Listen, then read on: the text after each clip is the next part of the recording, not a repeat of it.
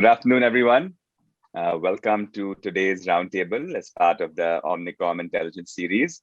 The topic of the discussion today is building asset-light retail through transformed e-commerce. A lot of jargon there, and we'll talk a bit more about what that means. But we have on board today an esteemed panel of retail leaders in India, folks who can help us demystify what this topic means. On the call, as a quick intro, we have Tushar Ved, who's the president of Major Brands. We have Mr. Abdul Razak, who's the managing director of VKC Group. Mr. Anupam Bansal, who's an ED at Liberty. Mr. Dhruv Bogra, who's the country manager for India, Southeast Asia, and Middle East for Forever New.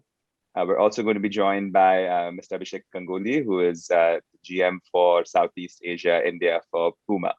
So a tremendous amount of experience in retail amongst all of the panelists. We look forward to the discussion. Thank you guys all for joining and taking the time.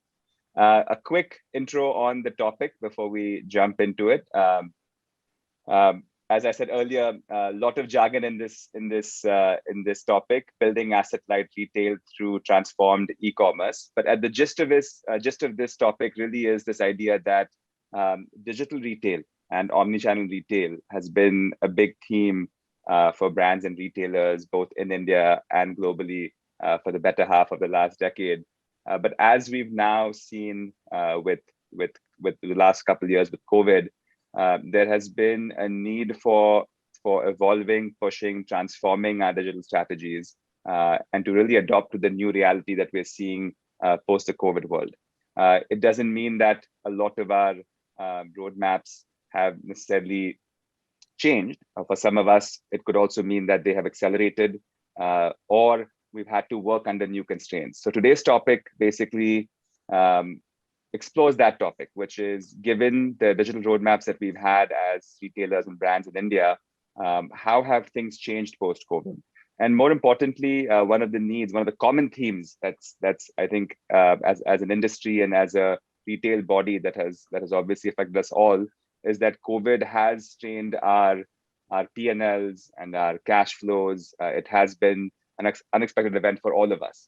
So regardless of whether you were ready for it or not, we all had to scramble around as retailers to ensure that business continuity was there. We were utilizing our assets in the best way possible, given the pandemic and the repercussions. And so part of the theme of what we'll explore today is, how have retailers and brands transformed their digital roadmap in light of this constrained environment? And most importantly, how have they been able to adapt their digital roadmaps in an environment where they have to think about asset-light, faster, leaner investments and strategies? So that's the topic for today.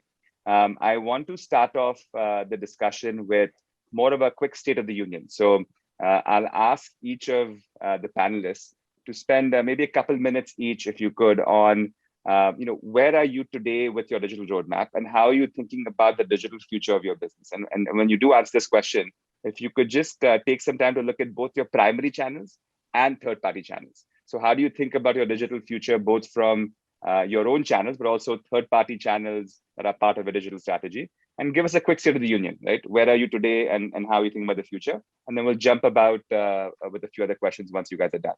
So start off with Tushar. You're first in the grid, so I'll start with you. Go ahead and give us a quick overview of how things are moving from a digital point of view in Major Brands. So Mukul, thank you very much. It's great to be here on the panel. I just want to tell you that last year in March, our digital channel accelerated. We had a 4-year plan for digital, which we achieved the target within a year. So it was phenomenal. All the resources in the company were driven towards digital because the offline retail stores were closed. So everybody was only focusing on the digital channel. And we have our own channel, and we also supply on marketplace to the third party. Our business before COVID was approximately 3 to 4% on digital. After COVID, after March, April last year, we are at 40% of our turnover comes from digital. We are targeting this to be 50% in the next 2 years. We are seeing digital will grow much faster. The other thing that we have seen in digital, the growths are crazy. And as you discuss, I'm just going to add, yes, there is no capital expenditure, but then you spend a lot on marketing.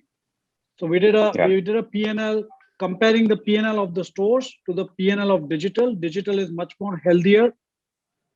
And whatever my digital does, one digital is equal to 5 or 6 store sales or retail store. So it's a growth. We can see that, and we're able to go to tier 2, tier 3 towns where we would never have thought of selling the product. Thank you. Thanks, Tushar. Thanks for that background. And it's great to see that digital business ramp up for you guys. Abdul, Razak, Mr. Razak, would love to hear from you. Yeah, good evening, Dhruv, and thank you for inviting me for this panel, and pleasure to be here. In fact, actually, I think we'll have a different kind of business, and we are predominantly in distribution. So there is something like the pandemic has taught us to think differently. During the first lockdown, everything was closed, and we were not able to move at all. And the digital platforms which is there already in the market could take the advantage definitely.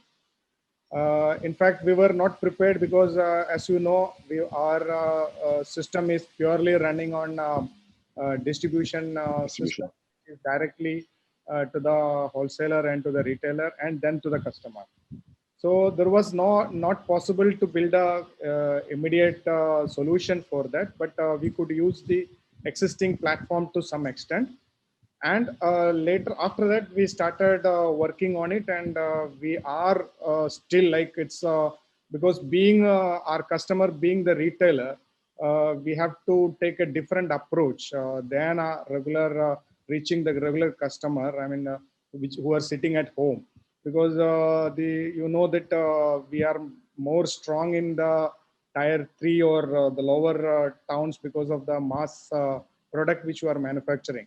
The volume is very huge, maybe around I think 300, 400,000 pairs a day. So, but making it online, actually, it's going to be a tough work for us. But still, we are on it, and I hope like we will be able to develop something by end of this financial year, and we are almost on to it. And by connecting all our like stock points plus our wholesale dealers. So this will be something different from what we are currently doing. And as everybody says, like that is the future, and we have to make the people or even the dealers available with the required products. I mean, as and when they require it. So currently we are not able to move, and we are stuck. But somehow some people are getting stock through the B2B platform right now available. Perfect. Thank you so much, Razak. And I think you have a very interesting challenge with the distribution business to start thinking beyond the traditional store. So we'll come back to that. Anupam, we have a lot of footwear representation on this group between Aldo and the VKC group and Liberty and Puma. Would love to hear how you guys are thinking about your digital roadmap, and what's changed in the last couple of years with COVID.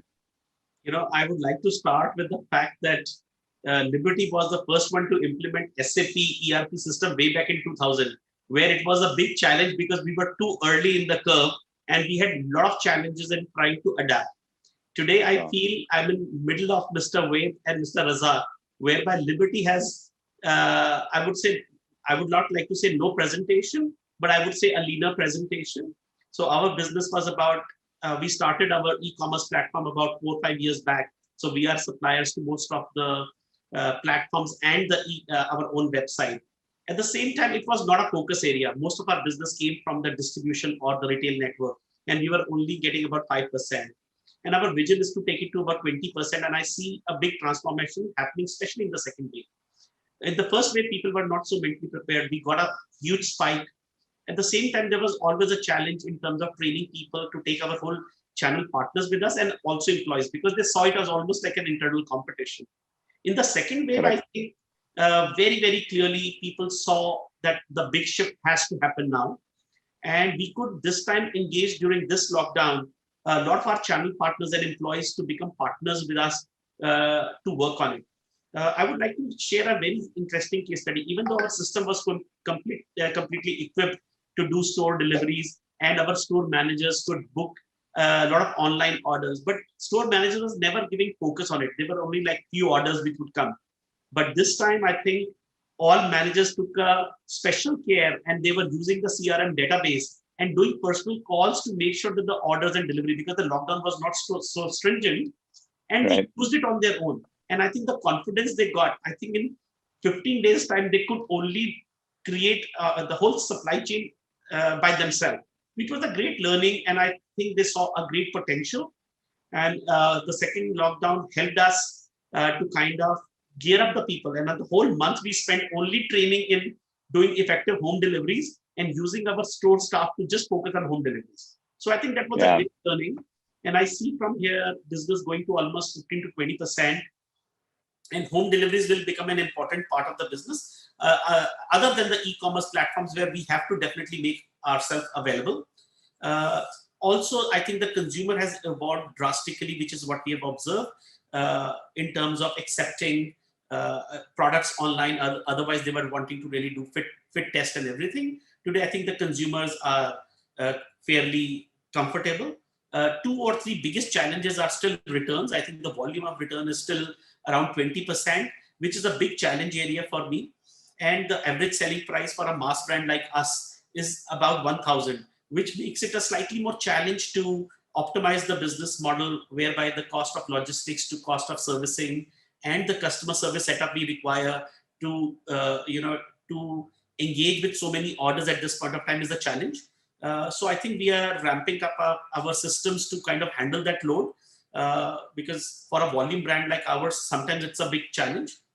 Definitely, I see an interesting trend that almost 40 to 50% of the sales of our e-commerce business is coming from tier 3 towns, which is also a very interesting trend to look at, that people are focusing on those areas. It's not the metro towns where we always thought that the penetration of internet or the consumption of online would be higher. So I've seen the business coming from very remote towns, which is a very interesting signal. And another big shift which I've observed very recently is people are willing to buy new rivals. Earlier, always we saw the e-commerce coming from more discounted products. And I think we were very clear because it was eroding double margins in terms of cost of servicing and then discounts later on and further competing. So I think our focus of getting all new rivals on the portal and making it available nationally is, I think, becoming very interesting. In fact, Anupam, you've raised so much for us to talk about. You've kind of hit the nerve on all these things, all the way from the category dynamics like you're talking about with footwear and availability for a category that, like you said, was a high physical touch and feel category in terms of trials, to what you said, right, which is your stores being enabled, your operations being enabled, to the last point, what you said, which is this idea that digital doesn't need to be about old stock, right, and how it's changing the paradigm in terms of what people are buying online. So I think all very relevant topics. We'll come to all of these, and I'll tee this up for conversation because I think I'd love to get the other folks' views on this also. Dhruv, I'll switch over to you. You're kind of in the minority on this footwear panel. Talk to us a bit more about on the women's apparel side. What are you guys seeing? What's the state of the union when it comes to your digital roadmap and where you are post-COVID? Women's apparel is on the glamorous part of the pyramid, so it's good fun to talk about it. Yeah, it's been an interesting journey for Forever New since the beginning of the pandemic. At the outset, basically our online contribution was about 19% of the business. But when we were hit by the pandemic, obviously a large part of our business was driven by our standalone stores and shop-in-shops. However, we had put into action many things that we would want to accelerate much before. And therefore, when this whole situation unraveled, we were quickly rushing in to plug in the gaps. So, for example, we moved to a new version of Magento. We moved to Omni. We also put into place many practices that were perhaps prevalent in some pockets, but we really fine-tuned it and made it a fine art. For example, virtual shopping, home delivery, were some of the innovations that we brought in as a retailer with respect to the way we packaged it, the way we promoted it with our consumers, and won their confidence. I think a lot of things happened with respect to digital intervention whether it was building assortments for consumers, creating lookbooks for them, using our entire retail staff to become personalized consultants, stylists, communicators. And there's a lot of stuff that happened on the digital space with respect to connecting with consumers, engaging with them. So while we were working very hard to ensure that our own e-commerce platform was geared up in the back end to give a more smoother and richer site experience, we were also working with a third-party portals like Myntra to actually form a greater strategic alliance with them. And which is why by the end of 2020, we were one amongst the first fashion brands to move into an omni model with them across all our stores, get into PP marketplace as well by the first quarter of this year. So I think a lot has happened in that way. One of the significant things that we did was artificial intelligence. I think we work with one of the best companies, and consumer segmenting consumers by shopping behavior, profiling them, and then actually targeting communication in a very direct manner helped us to keep our costs low. So when you talk about being asset light, it's also about spending your resources very wisely and also maximizing the ROI. So there's a lot of work that happened along these, all these areas. Thanks, Dhruv. That's very helpful, and we'll come back to some of those topics. Abhishek, thanks for joining. We were just doing a quick rundown of the state of the digital union. Now, with a brand like Puma, you guys have been a pioneer in digital and been doing it for a long time in India. Would love to get a quick 2 minutes from you in terms of what's happening at Puma as part of your digital roadmap, and how have things changed in this post-COVID environment? What has accelerated? What are key themes that you're observing that have been different from what was your roadmap prior to COVID? Yeah, thanks, Mukul. First and foremost, thanks for having me. I think what has happened for us post-COVID is the two things where amidst all this, challenges, emergency, madness that's happening in the world, which the world is today witnessing and going through, the entire morbidity around it as well, that unfortunately got even more profound with the second wave. I think that from our perspective, I consider ourselves to be lucky in two ways. The first is to be in a category where there is demand ongoing and growing even during such challenging times, which is around sports and fitness, with more and more people taking to health and fitness, trying to use this as a way to build immunity or focus on themselves.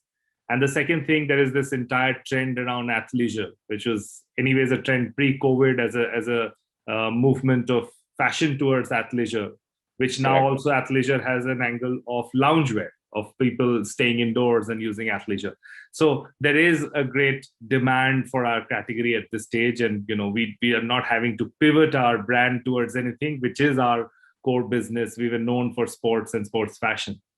The second thing is where I consider ourselves lucky is that we started the digital journey in India quite way back, actually, when e-commerce and e-commerce is actually just one of the legs of that entire approach. We've chatted about it in the past, Mukul, as well, between us. Whether it is our e-commerce, our own platform, whether it is our integration with the marketplaces, the horizontals and the vertical fashion platforms. We've always considered this. Right when they were setting up, we never saw this to be a channel which was competing with our offline existing channels. On the contrary, we saw this to be a growth and future channel, which we always well felt that as a multi-channel brand will coexist.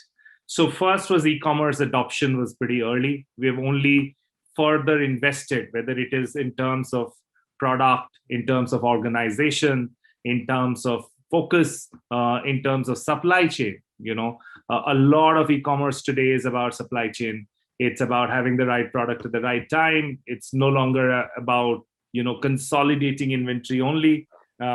but because e-commerce marketplaces give you the opportunity to even have multi-warehouses where one can be close to the customer, and yet in our business not get size broken, because if a size 7 is available somewhere and a size 8 is available somewhere else, at the platform level it gets consolidated, right? So it's a new thinking from inventory planning as well.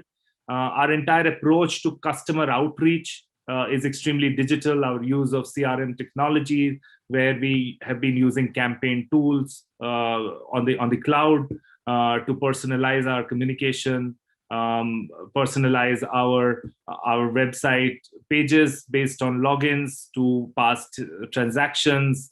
I think it's a very wide topic, but why I called ourselves to be lucky is that COVID has made it even more relevant.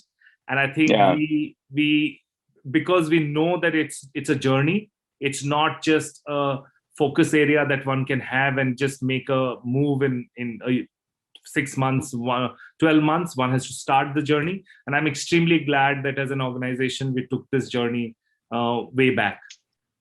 Yeah, Abhishek, thank you so much. And your perspective is always refreshing, because like you said, you've kind of been a pioneer in the digital commerce space and you've evolved the business quite a bit. So we'll come back to this. Gentlemen, one of the themes that we keep talking to as an omnichannel enablement partner for a lot of India's leading brands, there are kind of three key themes that keep coming up in conversation, especially in the post-COVID world. I want to kind of set that framework a bit more for our discussion. It'll help us navigate this kind of unique topic, which is, as we start thinking about a lot of your digital roadmaps, the common themes that we keep hearing, even today, as you guys were discussing it, really are around three ideas that have really picked up pace in the post-COVID world. One is this idea around, connecting your stores to your digital channels. All of you have said that in a certain way, whenever you guys were discussing your roadmaps, which is how do you make your stores and the store inventory available to various other channels beyond the footfalls, especially the footfalls that have decreased a lot post-COVID. The second kind of key theme being, how are you converging your technology stacks? And this is the kind of key theme of today's discussion, which is how do you create asset light or capex light or integration effort light models where you are converging your commerce backends and making it much more viable to work across multiple channels with kind of a unified backend or a converged backend, right? Because again, each of your channels require different technology stacks. How do you start making it lighter, simpler, more unified? That's kind of the second theme. And the third theme really being around this idea of, look, if you do 1 and 2 correctly, if you connect your stores and your inventory, if you converge your technology stack, how do you start then engaging with customers in a smarter way? Dhruv, you spoke about this from an AI point of view. Abhishek, I know you guys do a great amount of work in terms of the entire engagement and customer 360-degree view of kind of ensuring customers are shopping across channels. So that's kind of the holy grail of doing all of this digital work, is to really start connecting customers in a smarter way across channels. So sticking along those kind of 3 points, I want to start off with that first point around the inventory part of it. Unified inventory is a key theme that I think picks up even more in this environment than it probably did a couple of years ago. I think all of us were thinking about this theme as retailers, which is how do you create this unified view of inventory? How do you create the right access to inventory? The only difference being that pre-COVID, we were talking about a world where we had rationalized our inventory. Anupam, you spoke about this, right? Which is certain channels were for certain types of inventory, right? Like we've done in the offline world, your EBOs have certain inventory, your MBOs have certain inventory. In the digital world, we had kind of done that also. Maybe not consciously, but you saw a lot of old stock selling on maybe marketplaces, new stocks on your site. But in this post-COVID world, specifically given that a lot of physical channels have become unviable, how do you see your view of unified inventory changing? And I'll start off with on the one extreme of this, which is probably going to be BKC and Razak, which is, you've had a very specific distribution view of how inventory exists in your various channels. Now you're talking about a world where you have this, a lot of these channels are closed down, and now you have all of a sudden you're thinking about a direct-to-consumer channel maybe. How do you think about this idea of unified inventory now, and what is accessible to your customer across various channels? Okay, I mean, I would put it in like here. I would take my customer as a retail dealer basically, because we being a low-cost product, you know that, and when Anubhamji saying like average selling price nearly 1,000, I would be talking about something below 400 or below 300.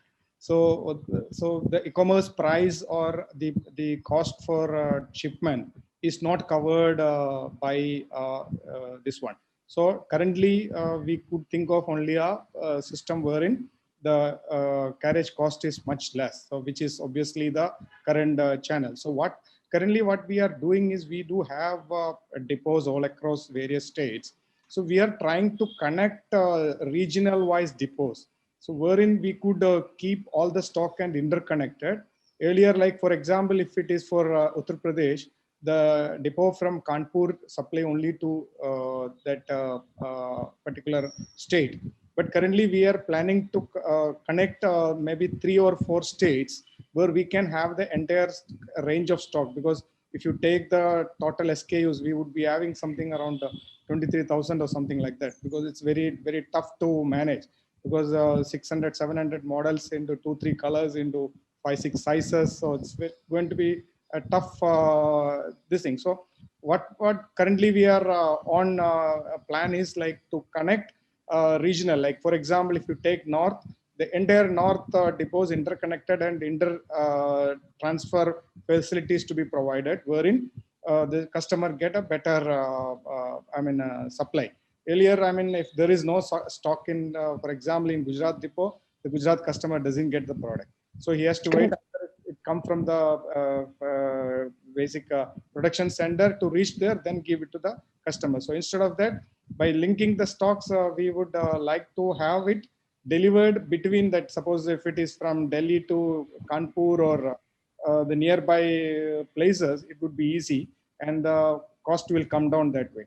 And the customer's waiting time is much reduced in a big way. So definitely we already worked on that, and the connecting process is going on, and maybe within a month or two it will be in live. So that is what our current strategy. So Razak, we'll come back to the how in a second, which is an important point, which is how do you do this, and the connecting is is an important part of it. But I'll switch gears to Anupam. You mentioned this new stock point earlier, which I think is a very relevant point, is that all of a sudden you're seeing a different type of consumer buying across channels in the past that was serving a very particular need. How do you think your view of unified inventory has changed? And again, I'll nuance that with one specific question, which is, are you seeing a world where you're going to see a lot more everything available everywhere?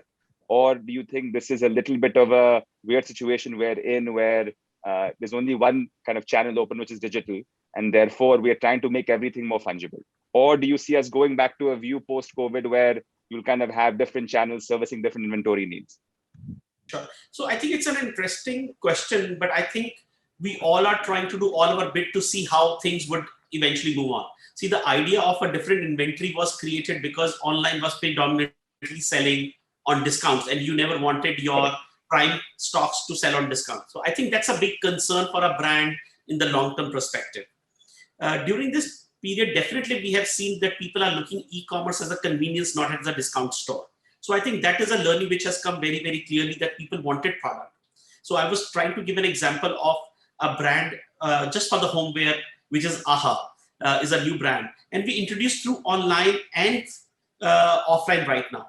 And because the stores were closed and people were looking for home deliveries, I think we were focusing on online very, very clearly and promoting. Not that it was not available offline, but we were very clear that the online or the offline would not discount this at all.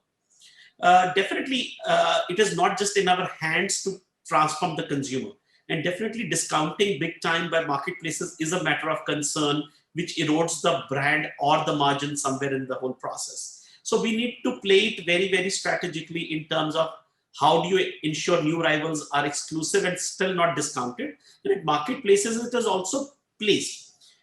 At the same time, there is a trend where the discount stores sell and you need to have a unique inventory available to the marketplaces for that particular. And we are also doing OEMs for multiple, I would say, marketplaces, whereby we are making different products so that we are not making the channels compete with each other. I think all these three channels in the current year would coexist. It is not that I would choose any one or. And I think for a brand like us, it is important to focus on all three, because we need to see where the consumer is comfortable. And slowly, I think consumer will identify their own comfort zones, whether they want to come to the stores to look at service, or they want convenience for online, or a discounted marketplace. I think all consumers behave differently. India is a very large country, and I think we need to service all of them in the model they want us to serve them. Sure. Thank you, Anupam. Tushar, Dhruv, Abhishek, anybody want to jump in on this point? How do you look at the unified inventory view? Tushar, maybe you could chime in. You said 40% of it, this is coming from digital for your business. I'm assuming you've seen a shift not just from OSM, but also if it's 40%, a lot of new stock is selling digitally first. How important is now the role of unified inventory and having access to your entire inventory across all channels for your businesses? So Mukul, I have a very different opinion. We started with unified inventory for the footwear. We stopped it completely. And now we are supplying from the warehouse. And we are doing very few stores, 2 or 3 or 4 stores to get some inventory. That's all we do. And the reason for that is, people keep saying unified inventory, let's keep it in the store. We will show it online. But we have to remember the inventory in the store, first you have to be extremely live. Live means you have to, if there's a customer in a store and he picks up the stock, then the system goes to another store, then goes to another store. It is very difficult to manage.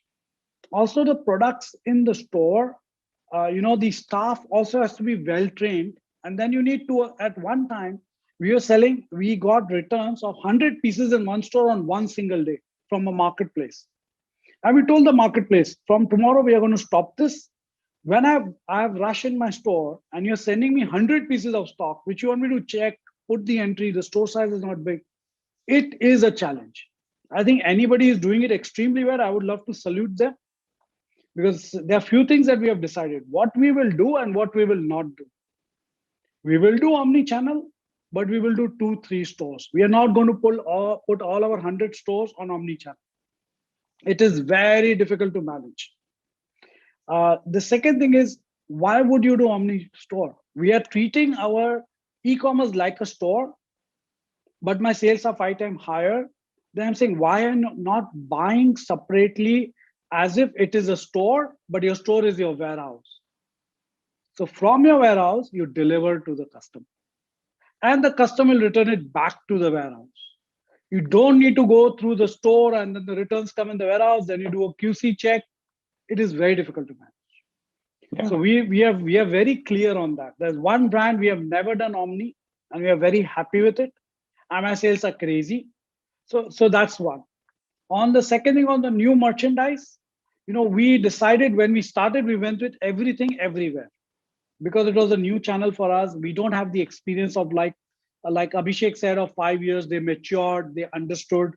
For us, we just dived into it because there was no option. But we learned faster. What we also, learned is, yes, we started everything everywhere. Now we are curating it. We are saying what will be sold on Myntra. You cannot sell what you sell on Flipkart or on Tata Click luxury. It doesn't work. What we sell on our site, how we introduce the product, will there be an exclusive thing online? So it's we are treating it like a store, but with high productivity. Yeah, Tushar, and you raised some excellent points. It's great to have a contrarian opinion, because oftentimes we think of unified inventory as this panacea, right? It's supposed to be this holy grail for everybody. But like you mentioned, there are nuances in terms of how you do this. You pointed to Abhishek, and I was going to come to Abhishek next. So I'm going to bring you in, Abhishek. You are, everybody looks at you as somebody who's done this maybe a little bit longer than the rest of us. Have you kind of seen yourself, going in one particular direction with unified inventory? Have you come full circle? Have you tried out different models? How do you think about this big word called unified inventory? So if we've completed the circle, started a new circle, and then another one, we've gone. Tell us more. I agree with Tushar in a lot of ways, and I'll tell you how. And probably, you see, one thing I have learned is that never take a final position on a thing. The world is so evolving that I'm open to always exploring. And that's what, as an organization, we do. We explore, we stumble, we fall. Some of the things work, we scale those, right? And I think that's the mantra of our approach. So at this stage, when I give you my point of view, which is very in some ways quite similar to Tushar's, and I'll explain that to you. This is not an advice for everyone, and even for our company 2 years down the line, right? Because I strongly feel that it is also a scale of a brand. If the scale of a brand is not very high, maybe having this, okay, let me optimize inventory, I have stores, I'm also going live on my own platform, I'm going on marketplaces, let me hedge, otherwise I'll keep creating inventory stockpiles, and that will be not very efficient from a turns perspective, working capital perspective. And let's try to unify every store together. Let's go to every marketplace. Let's go and try. Once one moves out of that, and that's when one enters a phase where you focus channel by channel. And then when you focus channel by channel, you then have to plan inventory channel by channel. So for example, today e-commerce, the reason I want to go localized inventory is that I want to be close to the customer in terms of my delivery and logistics cost. That's given. But maybe not the solution is through stores. The solution might be through having regional DCs, which in the past, when we were running only bricks and mortar store, that was very inefficient because that would separate the stock, right? That would break the stock physically. In e-commerce, that does not happen because, at a system level, it gets unified, to what I was saying before. So Correct. The solution to that might be regional DCs. One can also explore dark stores where you're getting e-commerce orders from one particular area very much. You can always create a dark store, which is just for supplying, which has inventory, and you can supply to your neighborhood retail and you store close by, and also to direct to consumer orders that you get on e-commerce. But the reason I don't agree on this, let's put all stores together, put that live on every marketplace on the brands.com, is that customers behave differently. Not just the operations is very difficult. Because let's face it, why do we open a store today? A store is there for customer service. A store is there to treat the customer. Today, that's how we train a store team. That's the purpose. If you are piggybacking on some other channel, probably you should question whether you need that store at all or not. And this I'm talking once the brand has crossed a threshold level of sales, right? Because your store is supposed to, yes, the store needs support in terms of having additional inventory because the store can't have everything, maybe sizes, color. Then maybe it is connected to the nearby warehouse for getting service when there is a stock out situation. Right? But I don't agree that once a brand gets serious into digital commerce, it can be solved through, when you're playing in the middle, it's fine. When you need to play horses for courses. I do also give this, that it is my current point of view, right? And I think it's working for us, right? We have connected our stores to share inventory within each other and do customer service. We are creating an entire supply chain network to cater to our e-commerce demand, special products, special pricing, even if, because there are pockets of customer demand, which is very different. The last point I would like to say on this is when we talk of omnichannel, often we talk inventory and we talk about store inventory connected to e-commerce. I don't think that's what omnichannel is only about. Omnichannel is customers are anyways omnichannel. They search on Instagram, they discover a product on Instagram, go and try out in a store and maybe do the commerce somewhere else, right? Customers are anyways omnichannel, right? It is unifying the entire experience from social to digital to e-commerce to stores and unifying the experience. Can you buy in a .com and go and return it to a store? That is enabling customer centric omnichannel strategy. Unifying inventory is not, the only element of omnichannel is for me. Yeah, no, Abhishek, and spot on. And I think you raised some very relevant points on the spectrum of how do you define success in omnichannel. And like you said, unified inventory is probably a stepping stone in offering this unified experience to a customer.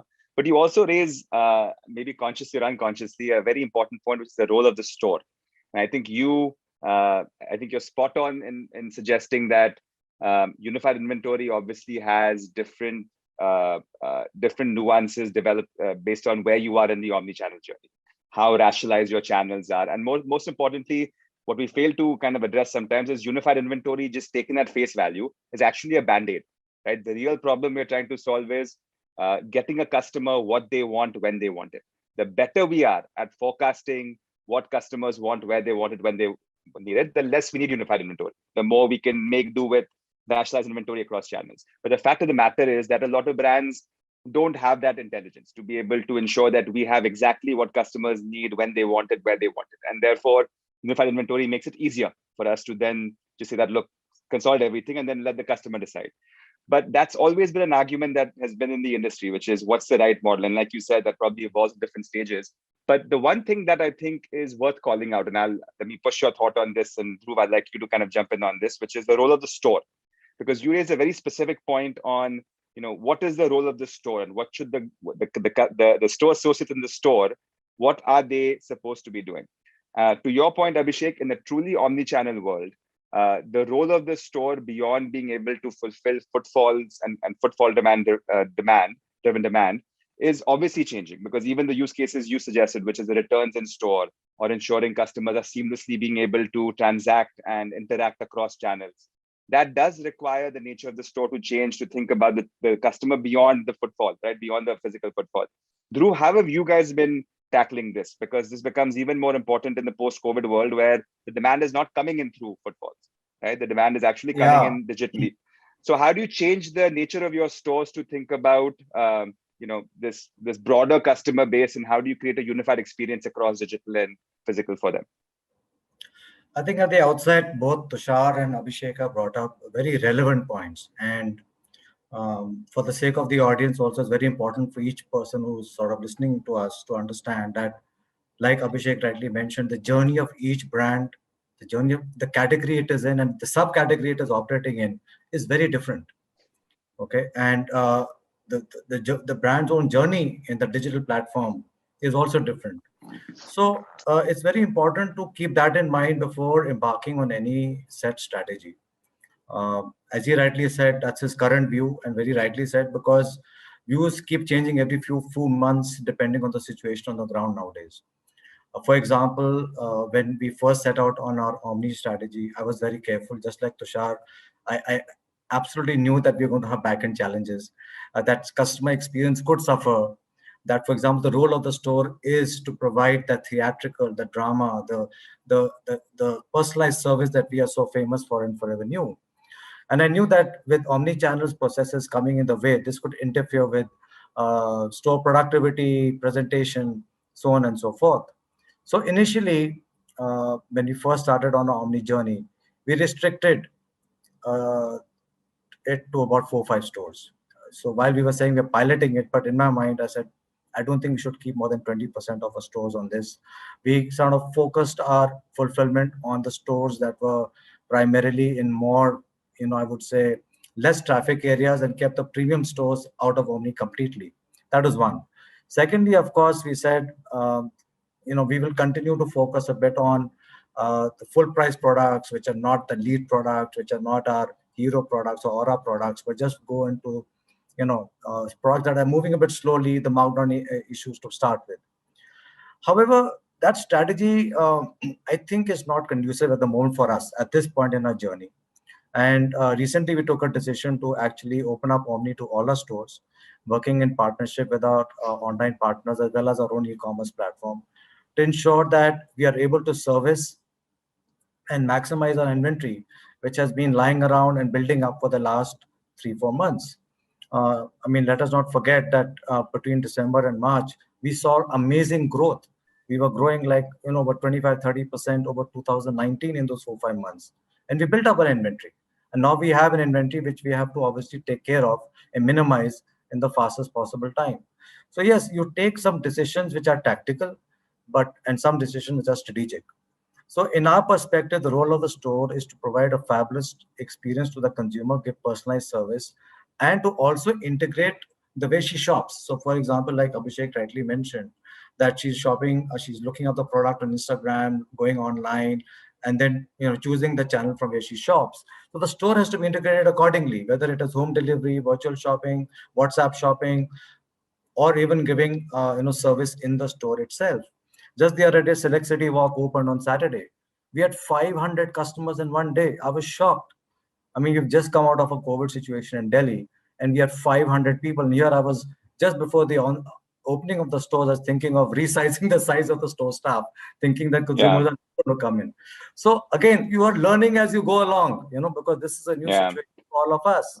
Yeah. So to say, what is the role of the store? I am putting out a textbook answer to you. But tomorrow, the role of the store could be like, guys, you got to be ready for virtual rooms, virtual try rooms, people checking out the product differently and things like that. Yeah. So it's not so simple, and there are going to be challenges in the back end as well. So let me complete my point. So what I'm saying is that today we are moving to a situation where all the stores will serve as omni fulfillment centers. We are very confident that we are aligned to the needs of the market, because over the years we have kind of perfected the kind of assortment we want in each store, in each region, in each market. And we're in about 30 cities, we know how each market is behaving today. So we have a fairly sharply defined stock sitting in those stores.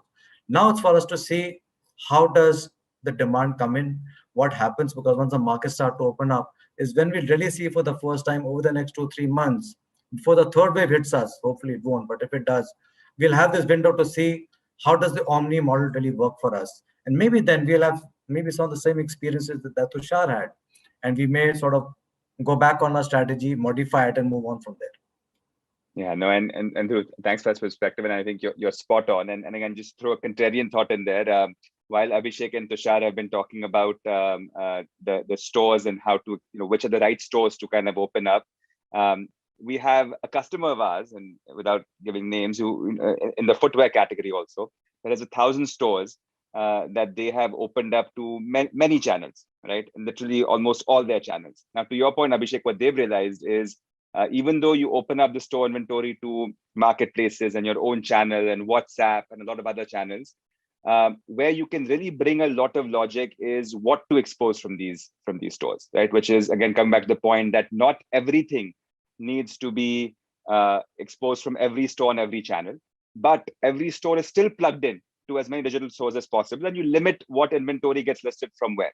Now, Tushar, to your point, they've obviously been able to get over the operational issues that you are suggesting, which is the returns, the order processing times, the sheer volume that comes to that store. So I think that's definitely, like you said, Tushar, something that brands have to think about operationally and how they solve it. But what we do see is there is a spectrum of how people think about unified inventory. And the great part as retailers is, like you said, Dhruv, is it's an evolving thought. We will get better at what makes sense for our own model. I want to put you guys a little more of a flash question around, which is you guys raise hands on this one. I just want to understand how you guys think about this. And it's also for the audience. And a series of questions where all you have to do is raise your hands and let us know what you guys are thinking. So first and foremost, listing your store inventory on your e-commerce sites. How many of you guys currently do it? Hands up. Store inventory is plugged into your current e-commerce site. Tushar, yeah? Few Dhruv. stores. Few stores, Dhruv? Yeah, okay, perfect. E-commerce we intend to go through all the stores in a few days' time, as in the stores keep open. Perfect. And just I want to add, Mukul, Mukul, I just want few stores, less productive stores, where there's a less customer footfall, we use those stores for online. Got it. How many of your sites show real-time inventory in a store? Again, a very relevant use case in today's world where consumers don't want to go to multiple places. They want to kind of go to a store, find what they're looking for, and leave. So even if you don't fulfill through stores, are you exposing store inventory in terms of being able to shop a store digitally? Maybe not buying, but at least viewing the inventory. Anybody use that use case? We will be capable by next month of doing that.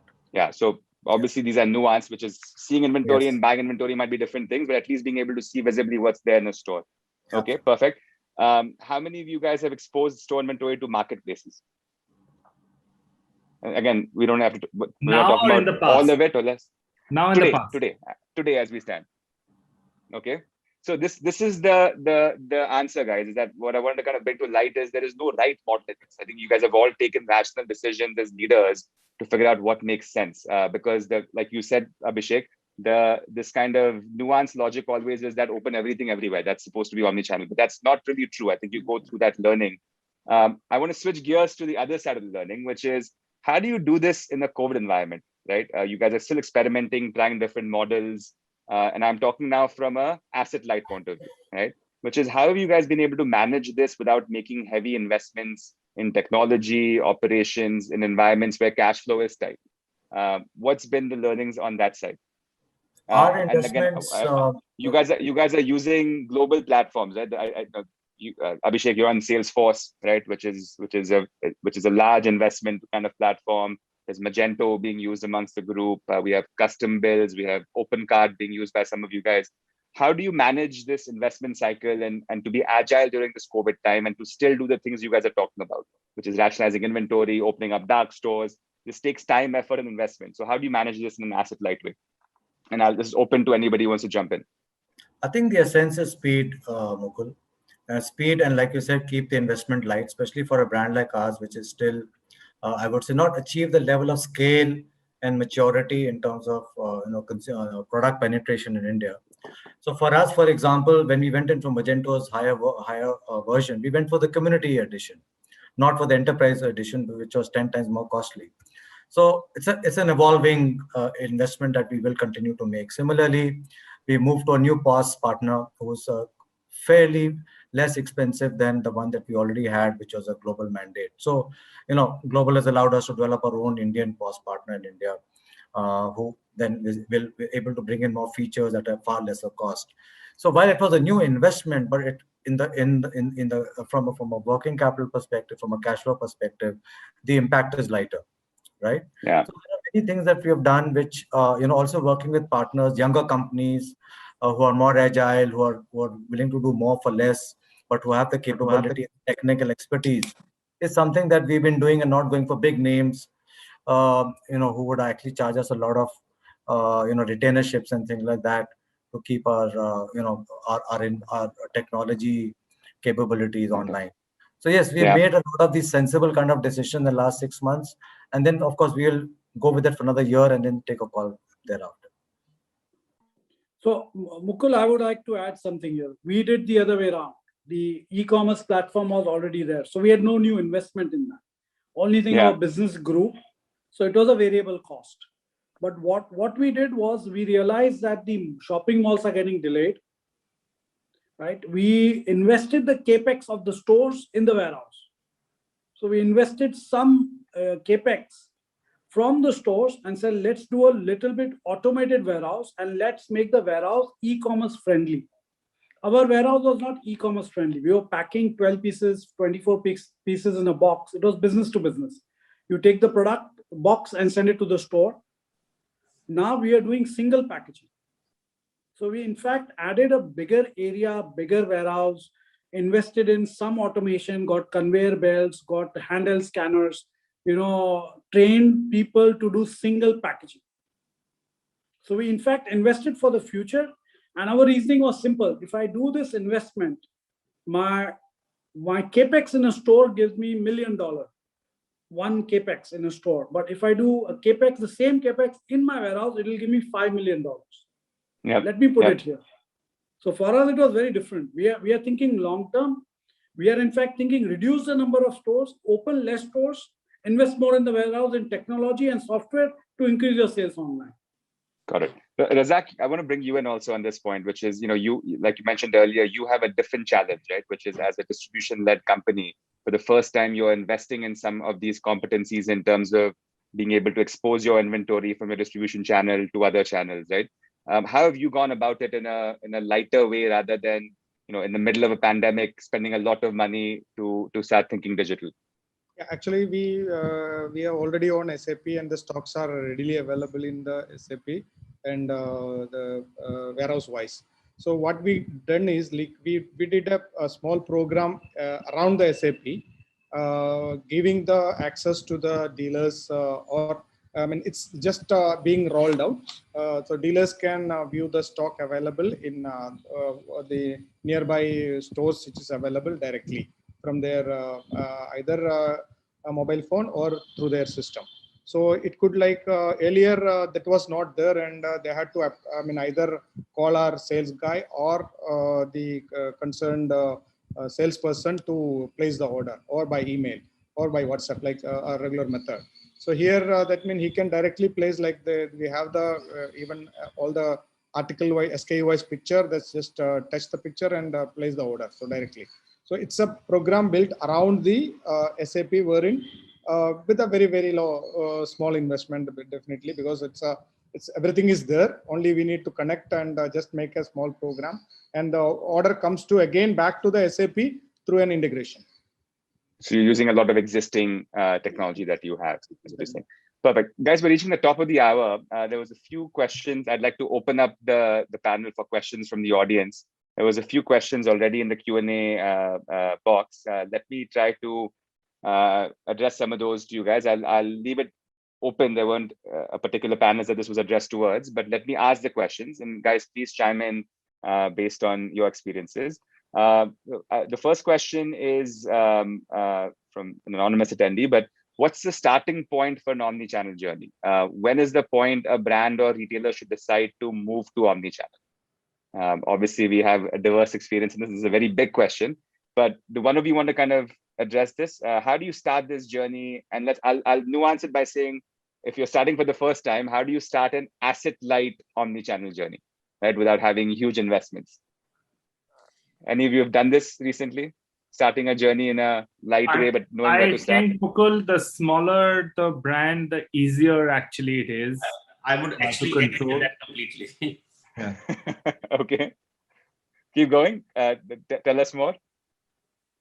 Yeah, I think the smaller the brand, easier to integrate, easier to have focus, unifying inventory, as long as you have, systems which talk to each other, and that, let's not get into what choice of systems.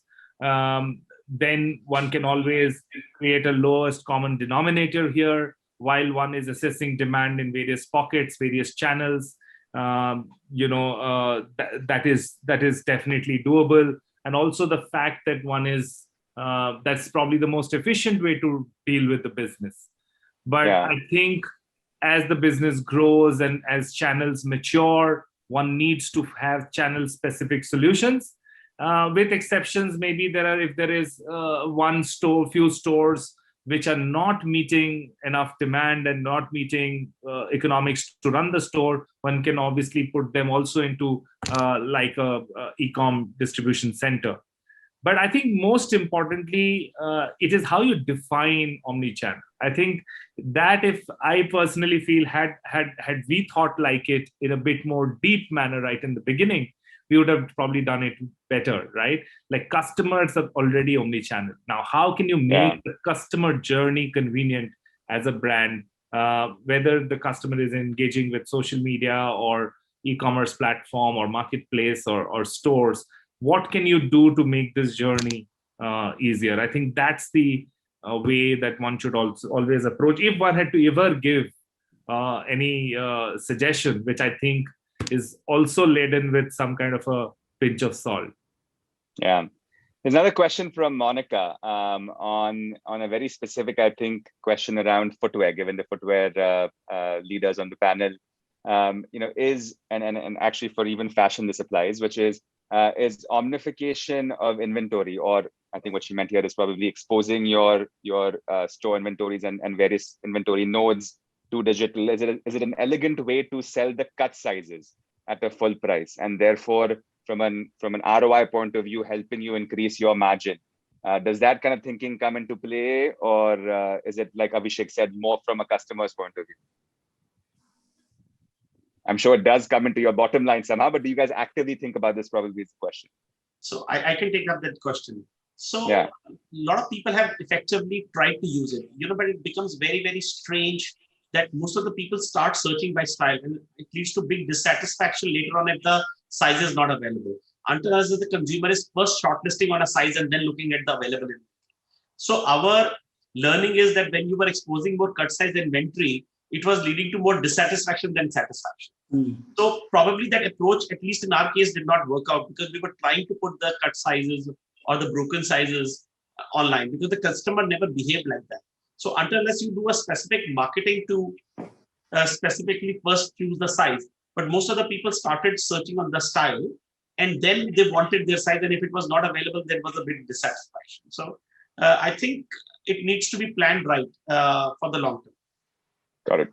We'll take one last question for the interest of time, and then hopefully I think we'll end there. Is the cost of implementation of omnichannel as I'm assuming as a roadmap and a network, is it higher than the earned margin through sales and reduced inventory in the process? So if you guys do the math, the ROI math as leaders, and what Tushar mentioned earlier, the cost, the operational cost, the rollout cost, the technology cost of doing omnichannel and rolling it out across the network, does it make sense from a uplift in sales, from reduced inventory, from better inventory utilization? What this gentleman or lady has written here is it what the brand's thinking, or are we giving up on this thinking and it won't work? So what's the math that you guys are using as your compass on this? Is it working, not working?Hat's the ROI you're seeing of omnichannel? Obviously keeping in mind the I part of it, right? Because I think a lot of times we focus on the R part of it, which is how much is it lifting my sales, how much are my margins going up? But given the R and the I equation, is it making sense is the question. So Mukul, we took a decision what we will not do. And again, the decision can change after a year or two, we'll decide later. But one thing you have to remember that if your productivity is low in the store, it makes a lot of sense. Yeah. But where in our retail business, where we have very high productivity, if I have 500 people in the store, 100 people in my store, I cannot be attending to the omni-channel customer, packing it for him, putting it. It's very different. It's very individual per brand per se. Also, it depends on the product you have. So in cosmetics, we do cosmetics and we do bath and body works. Right? We don't have a store live because the product is too small. There can be 4 products. It's easier to pack it in the warehouse and ship it. But it depends on the product, the category that you have. It depends on your productivity of your store. And everything else will depend on your training and all. But Tushar, it is not a straightforward answer. Let me push your thought on that a little bit more, which is, see, we live in a country where we do have the benefit of things like cheaper labor, right? So if you are asking the same thing in the West, we know for a fact that from data, fulfilling from store is 20% more expensive than fulfilling from a warehouse, right? But in the case of India, I think the question that this person is asking probably is the question, which is adding one extra person, right, to the store, right, to take on incremental orders that would be maybe 100 orders a day, right? Is that math make sense, or are we still not at the point where that math is making sense? Is the landlord going to take a revenue share of the sales that you do online? Correct. So these are questions that you need to ask. Correct. And I will tell you a true story, right? One of the landlords, I don't know, you guys might know them. One of the landlords put a security guard outside the mall, and every time there would be an online order, the guy would check, open, and do this. Still do that. Yeah. We all know the landlord, right? I'm like, listen, you look at the bigger picture, right? Yeah. You trust or you don't trust, but you're going to check everything is going to get delayed. And they would put a stamp, take a photograph, and then they would send us a bill at the end of the month. Yes, that's happening. Yeah. I think Dhruv, you were saying something. One operational technical thing a lot of people don't consider before starting Omni is the typical size of a brand's trial room. The stock room. Okay, so you expect our stores are 80 square meters, right? 800 square feet, 1,000 square feet. The stock room will be about 100 square feet at most, maybe 75 square feet in a mall, maybe 50 square feet in some malls. Okay, you got to cram product there, you got to cram hangers, the staff has to have their lunch, and you're going to try and pack stuff inside that trial room, that stock room. It's crazy. Yeah. So there are a lot of operational challenges, and when Tushar mentioned the operational challenges, he really struck a chord. Right now, we are going ahead with it because in the month of December, when we first launched Omni, 7 to 8% of our entire e-commerce business started coming from 10 stores. It was crazy. Then of course we changed the algorithm and all that, and we went through a painful process and we reversed the algorithm. But the point is that one has to be careful and tread softly, very steadily, step by step. See, pilot, action, test again, pilot again to a larger extent. One can't just jump into the swimming pool without knowing how to swim. You have to start with, the lower, with 2 feet, then go up to 4, and then start swimming with the champions. So you're going to take it step by step. Whatever you do in this scenario, please don't overcommit, is my advice to everyone. So thank you so much, and all the gentlemen, thank you so much for your points of views. It's been a great discussion in terms of getting different points of views in, and I think what gives me solace listening to you guys, and I think just kind of tying through some of the common themes we heard today, is that while you guys are defining the challenges and the evolution of omnichannel retail for each of your businesses, the common theme still holds that all of you guys are bullish on this idea that at the end game in doing this is for the customer. Like Abhishek said very rightfully, this is less about operational challenges, which we know we can overcome as given the right time and the resources. It's less about the investment cycle, which we know again will turn around. It's less about COVID, right, which we also know is a temporal thing. But really what this omnichannel retail is about is the customer. And Abhishek, thank you for stressing that point a couple of times. We are building journeys as retailers and brands and partners to deliver a seamless online, offline experience, to deliver that experience where a customer is loyal to us because they love the way we are delivering a shopping experience. That's the real goal, and we keep that in mind. And like Dhruv, Tushar, Anupam, Razak, Abhishek mentioned, it is an evolutionary journey. I think we all agree that omnichannel is a very integral part of the long-term future of retail. What we do, how we do it, how we overcome the operational challenges, that's where the nuance lies, and that's what makes us as leaders wake up in the morning and think about this in a new way every time, right? How do we adapt our roadmap to what is coming our way? So thank you again, guys. Fantastic discussion as always, and good to have you on the hot seat. Thank you again, Images, for setting up this panel, and thanks again for the audience for participating in your questions. Take care, guys. Stay safe. Thank you. Thanks, guys. Bye, guys. Thank you. Thank you, Mukul. Thanks, everyone. Thanks, Images. See you guys.